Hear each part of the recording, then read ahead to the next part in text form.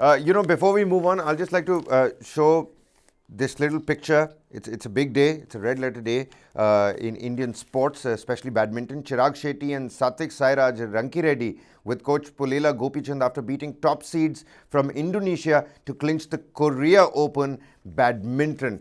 An elusive title, the Korea Open. This picture right here. Take a look at that. You've got the two stars with the Pullela Gopichand, their coach. They've backed the Korean Open. And it's in the kitty. Satvik and Chirag raise hopes for a world title. That certainly, Indian badminton has certainly, moved up that notch over the last 2 or 3 years, Pankaj. But we've got rain pain to discuss over here as well. Peculiar visuals. Would you see a pride of lions on National Highway? Would you see the Ahmedabad Airport getting inundated? Unfortunate scenes in Raigad. After that, rescue operation was called off. 57 people still missing. The rescue ops have been called off. It was already quite literally an uphill task. The entire tribal hamlet got submerged beneath the debris and the silt and the soil. That has been called off. We've got visuals coming in from Junagarh as well. The rain pain and the temperatures. Let's not forget the temperatures, Pankaj. The temperatures are constantly soaring, and it's not just an India phenomenon, it's a global phenomenon. But the floods and the rain in north and northwestern India has certainly put and thrown life out of gear. Well, certainly, Kabir. The situation not at all helping in almost all parts of the country, be it northeast, be it the central or the western part of the country. Even Kerala's floods haven't just dried up. We heard how devastating they were. And NDRF teams have been pressed into action almost in all corners of the society of the country.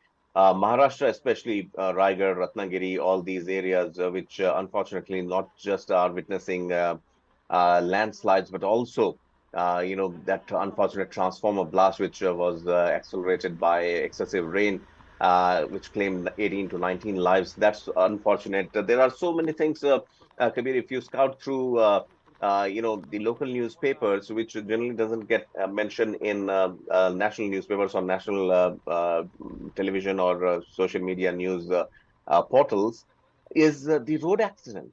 And the road accidents due to rain, due to slippery road, due to brake failure, due to bad road conditions, potholes has increased all the more. We, per se, News9 Live has been bringing you, reports on the bad quality of the roads, especially in Karnataka, where there has been a government change, and hopefully the situation on the road also changes.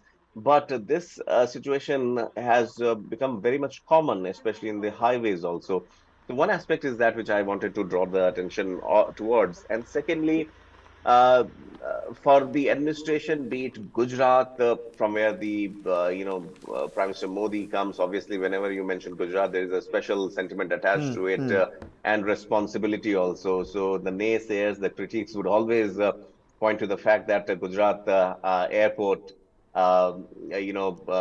is submerged, and it was recently inaugurated. Veer Savarkar Airport, for that matter, Mumbai's Adani Airport.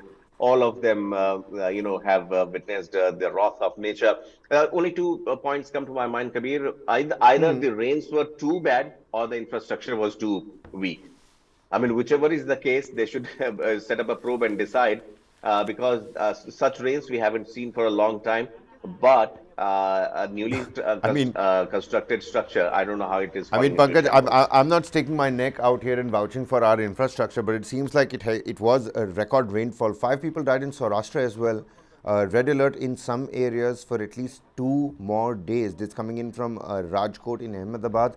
An express copy says 5 people, 3 in Rajkot district and 2 in Junagarh city, have died, and at least 2 others were reported missing in Saurashtra as flood-related challenges following an incessant spell of rain continue to paralyze normal life in the region for the 6th day. Around 5,000 people have been evacuated so far across the region, while hundreds have been rescued. Till Saturday, a total of 93 rain-related deaths were reported in the state since the onset of monsoon. This coming in from the officials. So in Ahmedabad, you've got 93 rain-related deaths that were reported in the state since the onset of monsoon. A flooded Kharachia village in Rajkot. I mean, those visuals you saw, the cars have been inundated. These are visuals from Junagarh. Complete basements, now turning into swimming pools. Pankaj. Well, situation no different here in Noida also in some of the societies, but What's the situation in your society? It hasn't rained I mean, here in the last couple of days, but what's the situation right now? Look at that car. I Look at that car. Are you able to see that?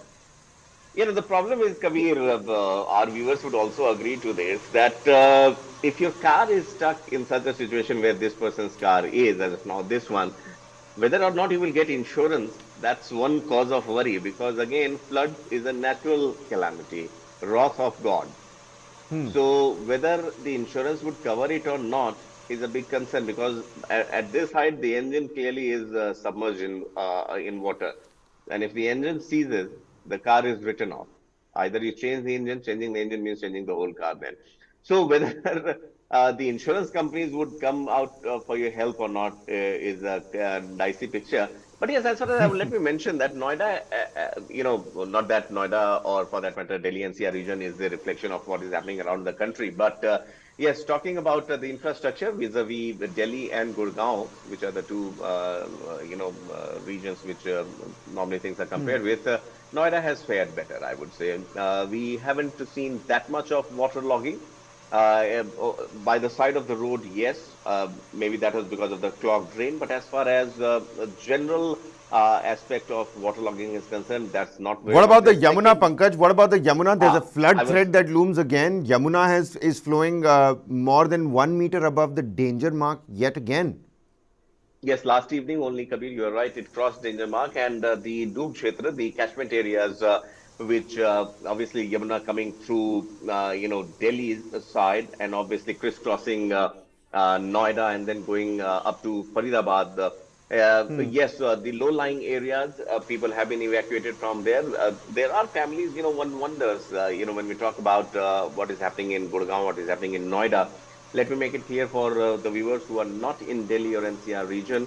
Uh, Obviously, Yamuna uh, crosses through Noida, yes, and on the plains on both the sides, the catchment area, there are families who are living there, who normally, grow some crops there, some vegetables, vegetables there, and or they are daily wage earners who have their locality there. So they have been evacuated as of now. But as far as the city part of Noida is concerned, the water hasn't gushed in. It's the rainwater which is there, which is receding also.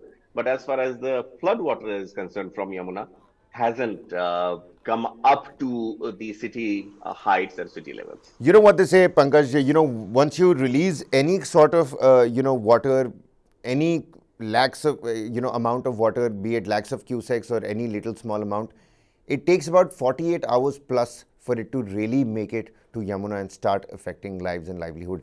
If we're already looking at 1 meter above the danger mark, if it was at about 206 point whatever meter yesterday evening, what might be the situation this evening and tomorrow morning might be in a stark contrast to what it is right now. So we'll have to wait and find out. The situation is certainly not really nice in Pulwama as well.